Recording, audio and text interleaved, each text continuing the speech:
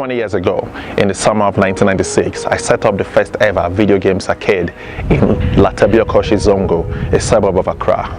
This is like Kibera in Nairobi or Juelegba in Lagos. Now, this video games arcade is not like the video games arcade that you can envision in Europe or in America. But this venture marked the turning point of my life. This video, I'm going to speak about one of the biggest challenges of African entrepreneurs, and that is resources versus resourcefulness. Sometime in the summer of 1996, I ran into an acquaintance of mine. His name is Sheyi, a Nigerian evangelist in Accra, trying to preach the gospel to us. We exchanged pleasantries and we remained friends, so acquaintances, because I always saw him. He was always on my way back from work. On this fateful day, we were at a bus stop together waiting for a bus, and I noticed that he was holding this piece of gadgetry, and I quizzed him about it. What is this? And he said it was a video game console. I said, what are you doing with a video game console? I thought you were meant to be an evangelist. He said, oh, he has a side hustle, as my friends in Nairobi will refer to it, in another suburb of Accra called Nima, and that he has a small setup where kids come to play these video games and he gets paid for it. I thought that was interesting. So I quizzed him some more. We got into the bus and he said, okay, you know what? Why don't I show you how this actually works? As I said, okay. So I got off with him. When he got to his stop, went to his home, and then he rigged up all of the equipment and set it up for me to see how it worked. I saw how it worked. I was very excited. I thought, yes, this was opportunity. And then he said to me, but this is really nothing. If you want to see a proper or a more sophisticated setup, I needed to go to Bukom in Accra to meet a guy called Ayukwe. Now, Bukom is another important suburb of Accra because Bukom has produced the most world champions of any small city in Africa. I mean, people like Azuma Nelson. So the next day after work, I went straight into Bukom. By the time, the streets of Accra did not really have addresses, so he couldn't tell me, go to this street and you find him there. No.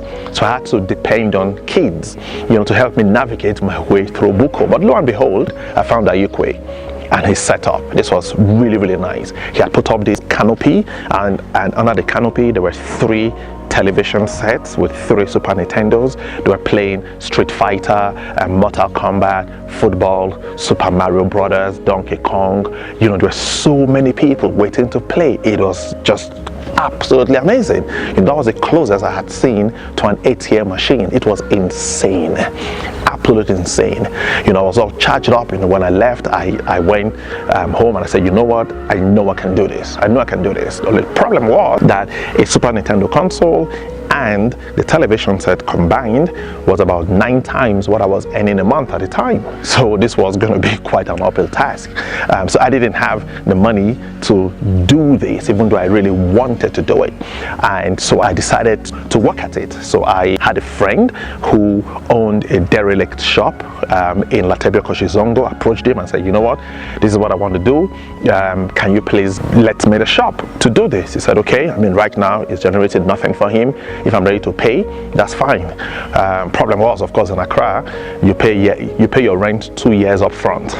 It's not like in Nairobi where you pay monthly, or in the UK where you pay monthly. Accra is just like Lagos. You tend to pay your rent 2 years up front. So we negotiated. I pulled on my friendship strings, and all the money I had could pay for only 14 months. I said, okay, that's fine. Then 14 months is good.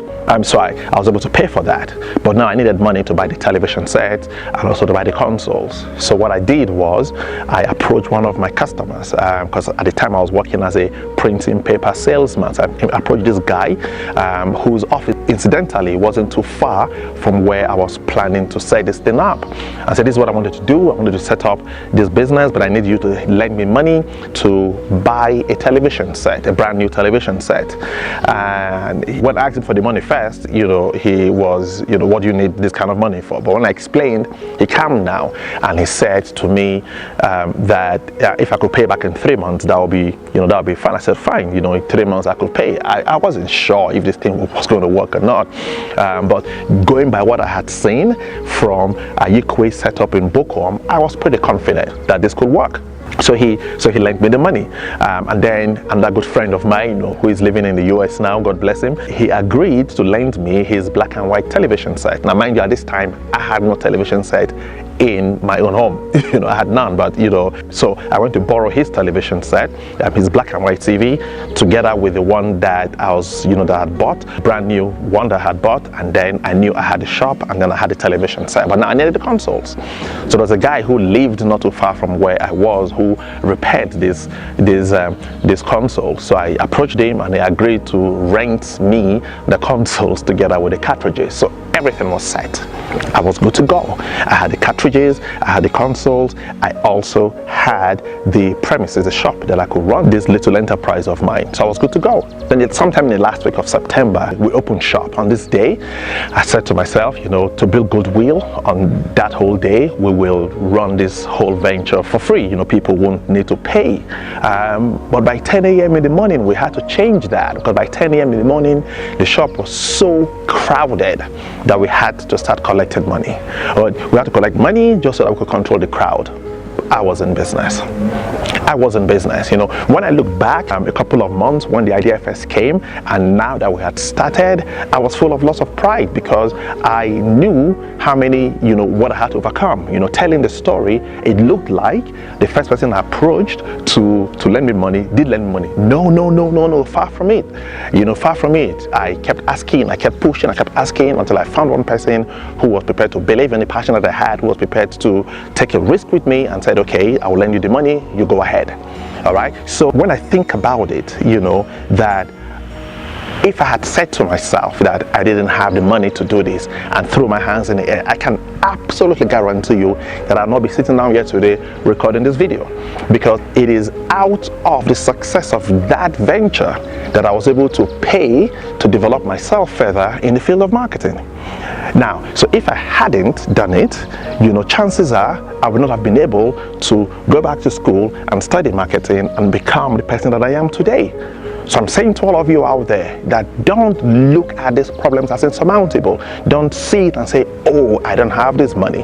All right, we can, if we believe enough, if we can be creative enough, we can find the resources through our own resourcefulness in order for us to make our dreams or ideas come true. Fast forward 20 years on.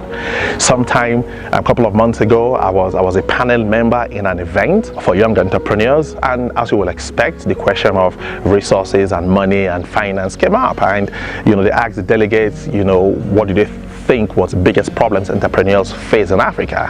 And they said, of course, it was resources. So they passed the microphone on to the panelists, got to my turn, and I said, rather than me to make a comment, I want to ask everyone that what did they think was more important? Was it resources or was it resourcefulness? And of course they said it was resources, and I said I disagreed. From my experience, I think that whilst I can accept that we need resources, I cannot from our own experience overemphasize enough the importance of our own resourcefulness. I'm hoping that you will have learned something out of this video. I'm trusting that we can see the difference between resources and then resourcefulness, but also at the same time, I hope that the lesson of spotting opportunities was not lost in all of this, that opportunities abound in Africa.